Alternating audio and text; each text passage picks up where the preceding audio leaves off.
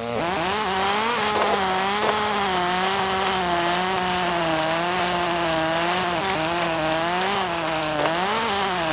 getting close to the tree that's threatening to fall onto the tracks.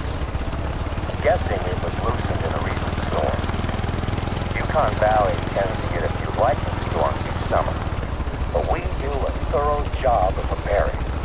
So we only saw a couple of small fires that went out on their own.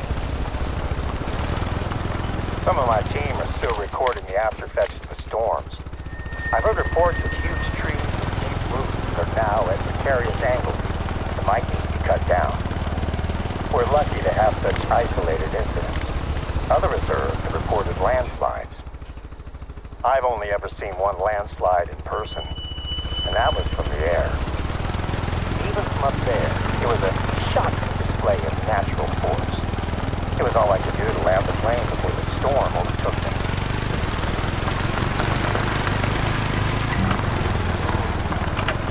It's hard to tell what caused this tree to tip over. I guess the big question is how to do this properly.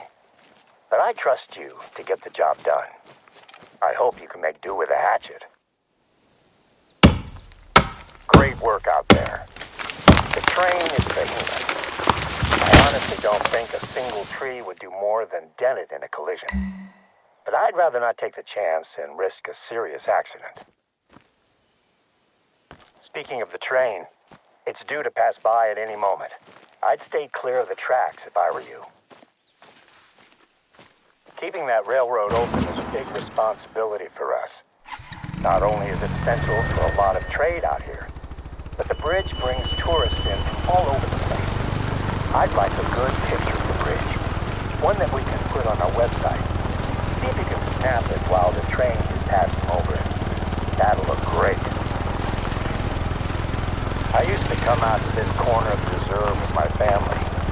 We'd spend long weekends camping, and I teach my youngest daughter, Kara, how to shoot. My older daughter, Deanna, was still an angry teenager who needed convincing to take part in any activity. She'd always be laughing and having fun by the end of the trip, though. That looks like a good spot to take the photo. Those trips are some of my favorite memories. It brought us all closer as a family. Being alone together.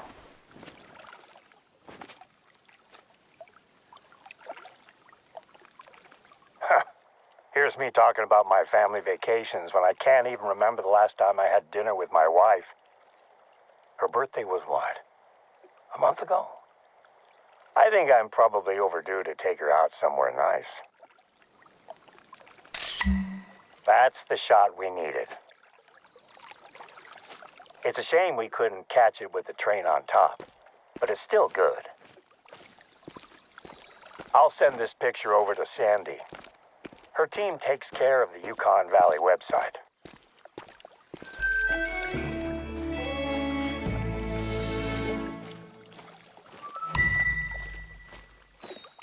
Next up, head over to an outpost that we're replacing. Not too far from where you are just now. The cabin was lost in the Yukon forest fire 2 years ago, and we're in the process of replacing it with a temporary trailer, equipped with some more modern facilities. Due to the level of damage that was sustained by this area of the reserve, it has attracted several researchers who would like to perform long-term studies in the region. The Yukon Forest will host our first research outpost trial. Oh, and in case you were unaware, Yukon is a native word for wolf. The fire destroyed part of the forest, but the wolves are still out there. I'd make sure you keep your rifle fully loaded at all times while you're in wolf country. I look forward to your call when you find the outpost.